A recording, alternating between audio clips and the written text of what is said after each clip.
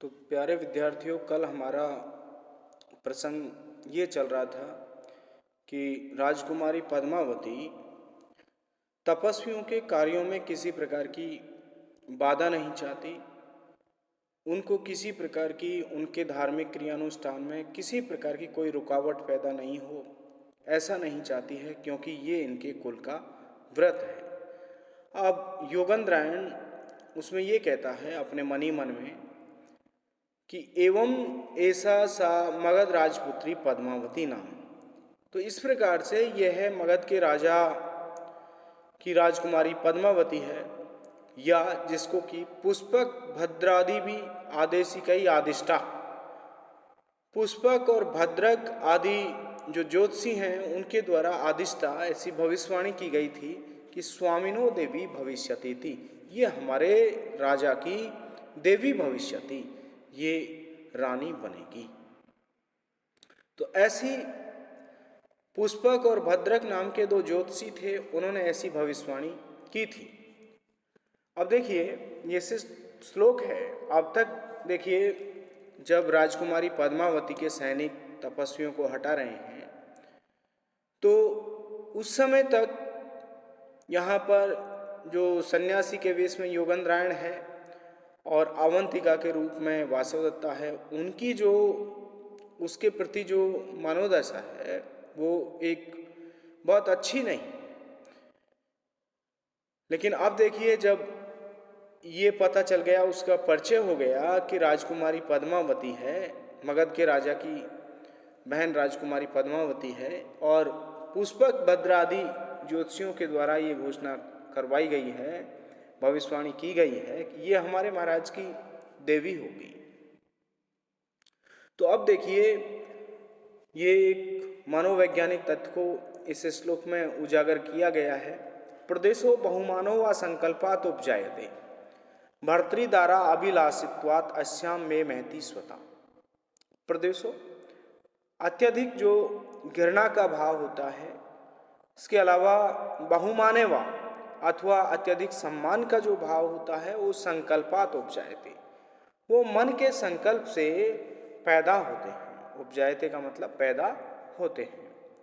भर्तृद्वारा अभिलाषित्वात्, हमारे राजा की, हमारे स्वामी की दारा, दारा का मतलब पत्नी, अभिलाषित्वात् इच्छित होने के कारण अस्याम में महती स्वता, इसके प्रति मेरा बहुत अधिक अपनापन हो रहा है।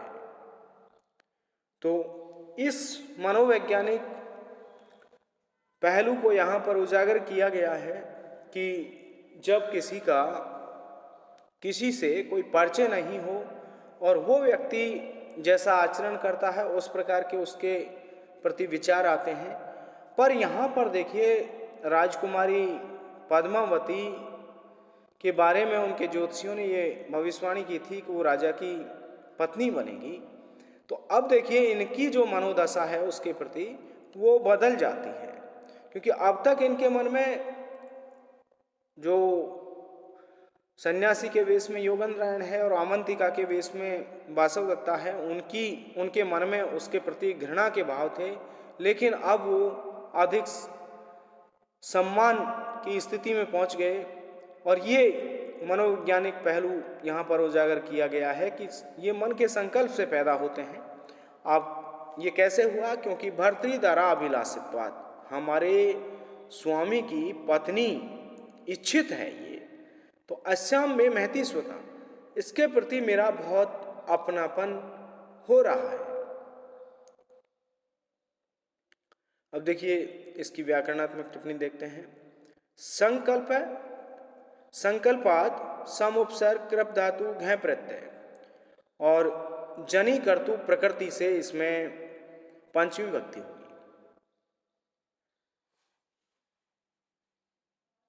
उपजायते, उप उपसर्ग पूर्वक जन धातु से आत्मनेपदी धातु है, लट लकार प्रथम पुरुष से एक वचन, उपजायते। स्वता, स्वस्य भाव है स्वता, स्व शब्द से तल प्रत्यय और टाप प्रत्यय, स्वता। अब इसके अंतर्गत देखिए अर्थांत अनन्यास अलंकार है, क्योंकि यहाँ पर सामान्य का विशेष से कथन किया गया है। और अनुष्टुप छंद है, श्लोके सस्ते गुरुर्गेयम सर्वत्र लघु पंचमम द्विचतुष्पादियो ह्रस्वम सप्तम दीर्घम मन्नयो। अब आगे देखिए, वासवदत्ता स्वगतम राजदारिका इति श्रुत्वा भगनिका स्नेहो अपि मे अत्र संपद्यते। राजकुमारी ऐसा सुन करके भगनी का स्नेह में अत्र संपद्यते, बहन जैसा प्रेम मेरे अंतर्गत उत्पन्न हो रहा है। अब देखिए, पहले योगेंद्रायण के मन के भाव परिवर्तित हुए थे, अब वासवदत्ता के भी मन के भाव यहाँ पर परिवर्तित हो रहे हैं। राजकुमारी ऐसा सुन करके तो बहन का सा स्नेह मेरे अंदर उत्पन्न हो रहा है। ततः प्रविशति पद्मावती स परिवारा चेटीचय। तथा इसके बाद में पद्मावती सह परिवारा चेटीचय प्रविशति, परिवार सहित पद्मावती और दासी प्रवेश करती हैं। तो चेटी एतु एतु भर्तृदारिका, इधर आइए राजकुमारी, इदम आश्रम पदम प्रविशतु। इदम आश्रम पदम, ये आश्रम है, इसमें आप प्रवेश कीजिए। ततः प्रविशति उपविष्टा तापसी, इसके बाद में उपविष्टा तापसी प्रविशति, बैठी हुई तापसी प्रवेश करती है।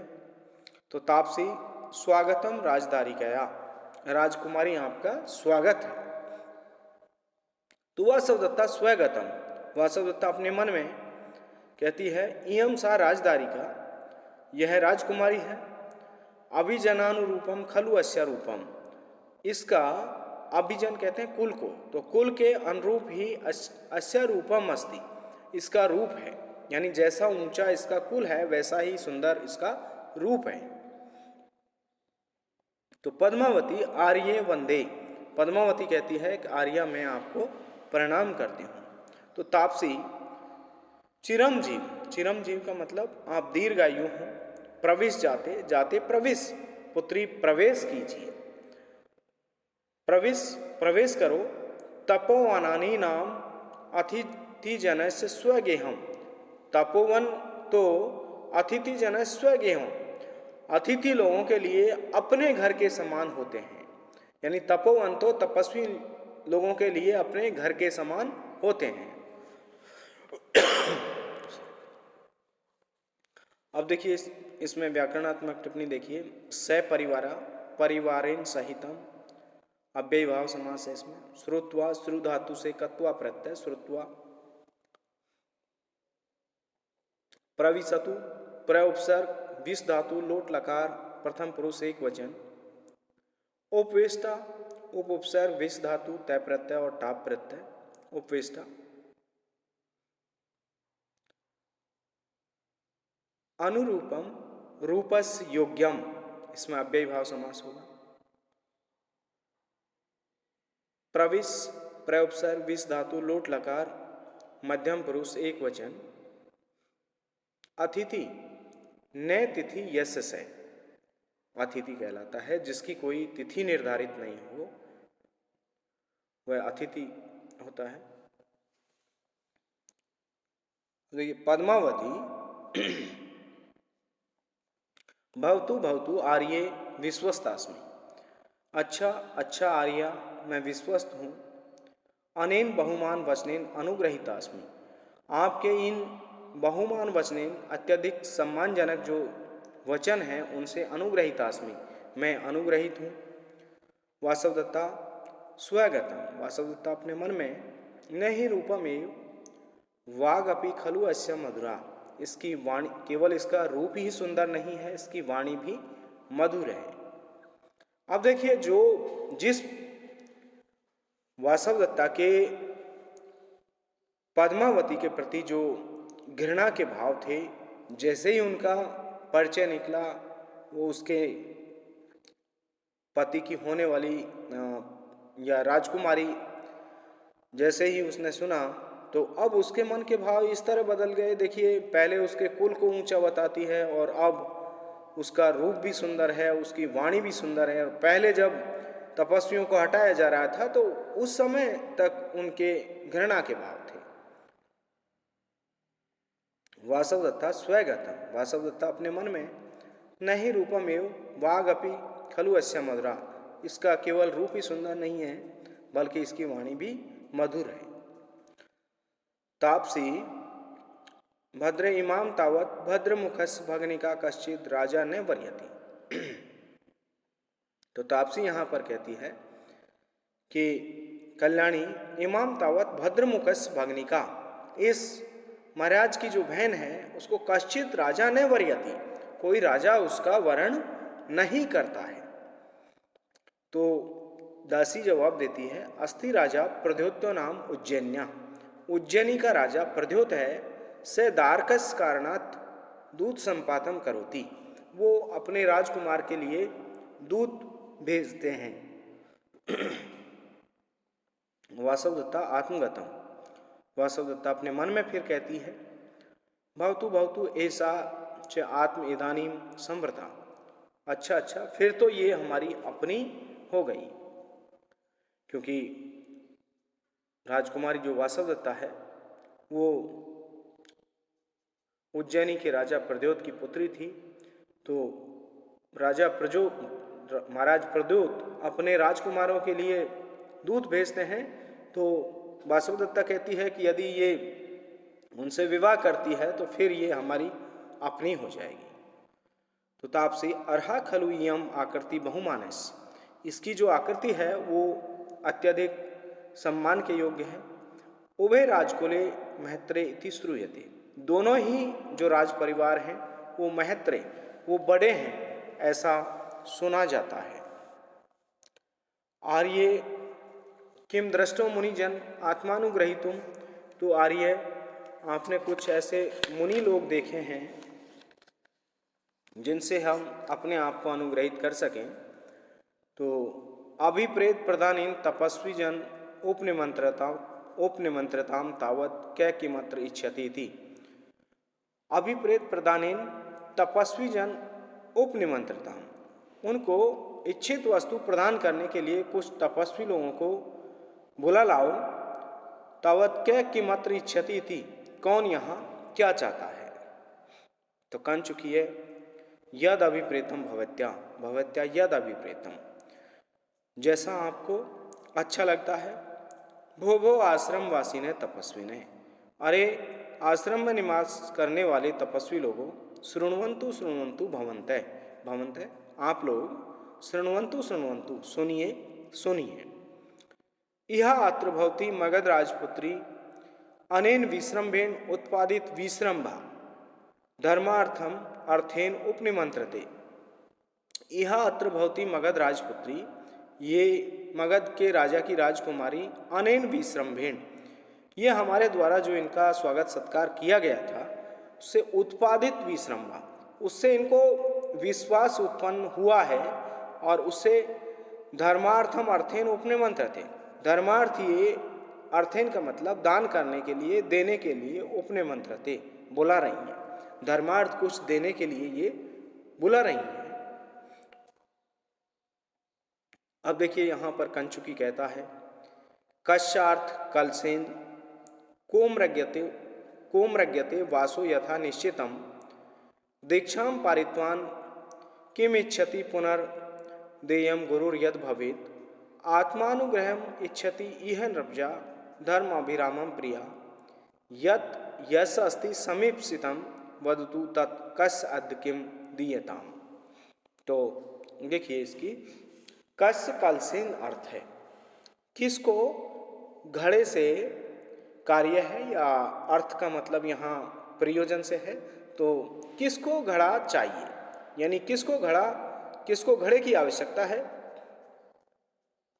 कोम रज्ञते वासो यथा निश्चितम, और कौन व्यक्ति ऐसा है जिसको यथा निश्चितम वासे मृग्यते, यथा निश्चितम जितनी मात्रा में निश्चित है इतना वस्त्र, वासे का मतलब वस्त्र, मृग्यते का मतलब ढूंढ रहा है। कौन व्यक्ति ऐसा है जो वस्त्र ढूंढ रहा है, निश्चित मात्रा में वस्त्र ढूंढ रहा है। और दीक्षाम पारित्वान, दीक्षा को पार करके, यानी पहले शिक्षा ग्रहण करते हैं, उसके बाद जब शिक्षा पूरी हो जाती है तो उसकी दीक्षा होती है। देखिए शिक्षा में दीक्षा पारित्वान किम इच्छति पुनर्देयम गुरुर्यद भवेत्। तो दीक्षा को पार करके गुरु को देने के लिए किम इच्छति, क्या चाहता है, यानी दीक्षा पार करके अपने गुरु को जो कुछ देना चाहता है वो क्या चाहता है। आत्मानुग्रहम इच्छति इह नृपजा, आत्मानुग्रहम इच्छति इह नृपजा, इह नृपजा ये जो राजकुमारी है वो आत्मानुग्रहम इच्छति, अपने आप को अनुग्रहित करना चाहती है। धर्म अभिरामम प्रिया, धर्म अभिरामम प्रिया, जिसको धर्म अत्यधिक अच्छा लगता है, ऐसी ये नृपजा जो राजा की राजकुमारी है वो आत्मानुग्रहम इच्छति, वो अपने आप को अनुग्रहित करना चाहती है। इसलिए यद यस अस्ति समीप्सितम, इसलिए जिसको जो कुछ चाहिए, समीप्सितम का मतलब जिसके लिए इच्छित है या जिसको जो जिस चीज की आवश्यकता है, वदतु वह बोले, तत्कस अद किम दीयताम, तत्कस किसको, किम दिय अद किम दीयताम, आज क्या दिया जाना चाहिए। यानी जिस किसी को जो कोई भी आवश्यकता है वो यहाँ आकर के बोले कि उस व्यक्ति के लिए क्या चाहिए। तो ऐसी घोषणा यहाँ पर राजकुमारी पद्मावती अपने कांचुकी के माध्यम से करवाती है और वो ये घोषणा करवाती है कि किस व्यक्ति को घड़ा चाहिए, किसको निश्चित मात्रा में, जितनी मात्रा में निश्चित है इतना वस्त्र कौन ढूंढ रहा है, और किस व्यक्ति ने दीक्षा को पार कर लिया है और वो गुरु को कुछ देना चाहता है। और धर्म को प्रिय मानने वाली ये जो हमारी राजकुमारी पद्मावती है वो आत्मानुग्रहम इच्छति, अपने आप को अनुग्रहित करना चाहती है, यानी यहाँ पर ये दान करके अपने आप को अनुग्रहित करना चाहती है, अनुग्रहित होना चाहती है। तो इसलिए यहाँ पर आज जिस किसी को जो कुछ भी वस्तु चाहिए वो यहाँ आकर के बोले। अब देखिए इसमें सबसे पहले, क्योंकि इसमें जो तपस्वी लोगों की आवश्यकताएं हैं वो बहुत निश्चित होती हैं, बहुत सीमित होती हैं। देखिए पानी भरने के लिए उनको घड़ा चाहिए, तो यहाँ पर ये घोषणा करवाती है कि किस व्यक्ति को, कलश से अर्थ है घड़ा, किस व्यक्ति को घड़ा चाहिए। और वासे के साथ में यथा निश्चितम शब्द जोड़ा गया है, क्योंकि वस्त्र देखिए बहुत ज़्यादा तपस्वी लोग नहीं पहनते हैं, उनके लिए जैसे यथा निश्चितम, जितनी मात्रा में निश्चित है, जैसे एक उनके लिए लंगोट हो गया और एक शरीर पर डालने के लिए कपड़ा हो गया, तो इतना बहुत कम मात्रा में उनको वस्त्र चाहिए होता है।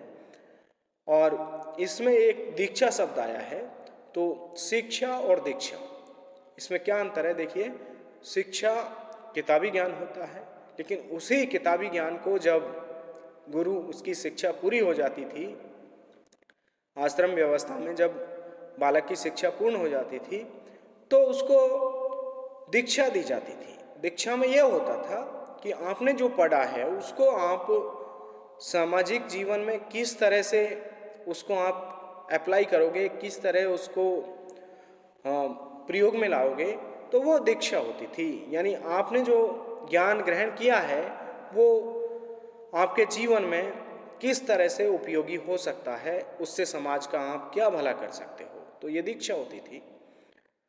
यानी वो एक किताबी ज्ञान होता था और ये दीक्षा में एक तरह से प्रैक्टिकल नॉलेज।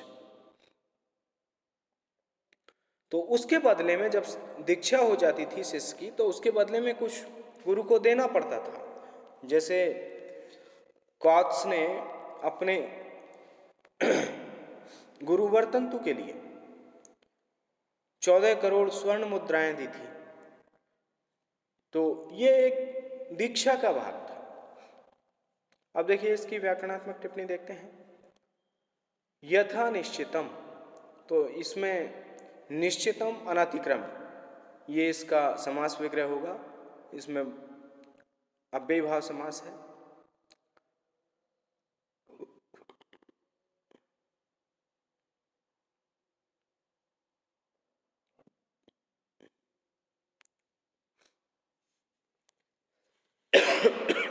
अब इसमें शार्दूल विक्रीडित छंद है। सूर्या स्वयं में सजव सततगा शार्दूल विक्रीडितम। अब आगे देखिए, युगंधरायणे हंत दृष्ट उपाय। युगंधरायण कहता है कि उपाय मिल गया प्रकाशम प्रकट रूप में, बहु अहमार्थी, अरे मैं मांगता हूँ, मैं प्रार्थी हूँ। तो पद्मावती कहती है दिष्टया सफलम में तपोवन अभिगमनम। दिष्टया सौभाग्य से मैं तपोवन अभिगमनम सफलम, मेरा तपोवन में आना सफल हो गया। तापसी संतुष्ट, यहाँ पर तापसी कहती है जैसे ही युगंधरायण मांगने के लिए उपस्थित होता है तो तापसी कहती है संतुष्ट तपस्वी जन इदम आश्रम पदम। इस आश्रम में तपस्वी लोग संतुष्ट हैं, यानी उनके पास में सारी वस्तुएं हैं। तो आगंतुकेन अनेन भवितव्यम, अनेन आगंतुकेन भवितव्यम, इसको आगंतुक होना चाहिए, यानी ये कोई बाहर से आया हुआ होना चाहिए। तो कांचुकी है, कांचुकी कहता है भो किम क्रियता, अरे क्या किया जावे। तो योगंधरायण इयम में स्वसा, ये मेरी बहन है, प्रोसित भर्तिका, और ये प्रोसित भर्तिका है, इसके पति विदेश गए हुए हैं। प्रोसित भर्तिकाम इमाम इच्छामि अत्र भवत्या कश्चित कालम परिपाल्यमानम। तो मैं चाहता हूँ कि मेरी जो बहन प्रोसित भर्तिका है जिसके पति विदेश गए हुए हैं, इसको इमाम, इसको इच्छामि अत्र भवत्या किंचित कालम परिपाल्यमानम, कुछ समय के लिए ये सम्मानीय जो राजकुमारी हैं वो कुछ समय के लिए परिपाल्यमानम, इसका पालन करें। होता है क्योंकि अब देखिए यहाँ पर योगंधरायण ने अपनी जो याचना है, जो प्रार्थना है, उसको वहाँ पर रख दिया है कि ये मेरी बहन है और ये प्रोसित भर्तिका है। ये नायिका का एक भेद है जिसका पति विदेश चला जावे और वो जब तक लौट करके नहीं आवे तब तक वो प्रोसित भर्तिका नायिका की श्रेणी में होती है। अब देखिए योगंधरायण कहता है कोता है क्योंकि, अब वो क्यों रखना चाहता है उनके पास में, तो ये श्लोक है कार्य नयो अर्थई ने अपि भोगई न वस्त्रई न ही कासायम व्रति है तो प्रपन्न धीरा कन्या इयम दृष्ट धर्म प्रचारा सक्ता चारित्रम रक्षितुम में भगन्या। तो सबसे पहले देखिए कार्य नयो अर्थई, अर्थई कार्य नय, धन संपत्ति से मेरा काम नहीं है, यानी धन संपत्ति मुझे नहीं चाहिए। न भी भोगई, न मुझे सांसारिक सुखों की आवश्यकता है, और न वस्त्रई, न मुझे वस्त्र चाहिए, यानी मुझे धन संपत्ति नहीं चाहिए, मुझे सांसारिक सुख भोग नहीं चाहिए, मुझे वस्त्र नहीं चाहिए, और कासायम व्रति है तो न प्रपन्न है, और मैंने जो ये कासायम गेरुआ जो वस्त्र धारण कर रखा है ये व्रति है तो न प्रपन्न, ये मैंने आजीविका के लिए धारण नहीं किया है। धीरा कन्या इयम दृष्ट धर्म प्रचारा, इयम कन्या, धीरा इयम कन्या, धैर्यवान यह कन्या, दृष्ट धर्म प्रचारा, धर्म के प्रचार से युक्त मैंने देखी है, तो इसलिए सक्ता चारित्रम रक्षितुम में भगन्या चारित्रम रक्षितुम सक्ता, मेरी बहन के चरित्र की रक्षा करने में ये समर्थ है। सक्ता चारित्रम रक्षितुम में भगन्या, ये मेरी बहन के चरित्र की रक्षा करने में समर्थ हो सकती है। तो यहाँ पर जो योगंधरायण है वो अपना यहाँ पर मत अभिव्यक्त करता है कार्य नय अर्थई, मुझे धन से मतलब नहीं है, न मुझे भोग की आवश्यकता है, यानी मैं भोग भी नहीं चाहता हूँ, न वस्त्रई, और न मुझे वस्त्र चाहिए, और मैंने जो ये गेरुआ वस्त्र धारण कर रखा है वो केवल कमाने खाने के लिए धारण नहीं किया हुआ है। तो यहाँ पर देखिए दो चीज़ों को दर्शाया गया है यहाँ पर। जो योगेंद्रायण का उद्देश्य है वो इसमें स्पष्ट नज़र आता है कि मुझे धन नहीं चाहिए, मुझे सांसारिक सुख भोगों की आवश्यकता नहीं है, मुझे वस्त्र भी नहीं चाहिए, और मैंने जो गेरुआ वस्त्र धारण किया है वो आजीविका के लिए धारण नहीं किया है। यानी स्पष्ट है उसने जो गेरुआ वस्त्र धारण किया है वो किसी प्रयोजन विशेष के कारण धारण किया है। वो चाहता है कि उसकी योजना है कि राजा का जो खोया हुआ, महाराज उदयन का जो खोया हुआ राज्य है वो प्राप्त हो जावे। इसके लिए उसने सन्यासी का वेश धारण किया है। और देखिए यहाँ पर वो राजकुमारी पद्मावती को इस पात्र के रूप में समझता है, क्योंकि दृष्टा धीरा दृष्टा इयं कन्या धर्म प्रचारा, धीरा कन्या, धैर्यवान ये कन्या, दृष्ट धर्म प्रचारा, ये धार्मिक प्रवृत्ति वाली मैंने महसूस की है। इसलिए मे भगन्या चारित्रुम रक्षितुम सकता, इसलिए मेरी बहन के चरित्र की रक्षा कर पाने में ये समर्थ हो सकती है। यानी मेरी बहन के चरित्र की रक्षा ये अच्छे ढंग से कर सकती है। तो यहाँ पर योगेंद्रायण की जो योजना है उसका जो उद्देश्य है वो स्पष्ट नजर आता है। अब व्याकरणात्मक टिप्पणी देखते हैं इसकी। कार्य ने इसमें प्रपन्न शब्द आया, प्रउपसर्ग, पद धातु और तय प्रत्यय। प्रपन्न वृत्ति वृद्ध धातु से 3 प्रत्यय, दृष्ट दस धातु से तय प्रत्यय, सक्ता सक धातु से तय प्रत्यय और टाप प्रत्यय। चारित्रम चरित्र शब्द से अण प्रत्यय करने पर चारित्र बनेगा, इसका दीर्घ हो जाएगा। रक्षितुम रक्ष धातु से तुमुन प्रत्यय, और इसमें अर्थांतरन्यास अलंकार है। तो इस तरह से इसकी व्याख्या है। धन्यवाद।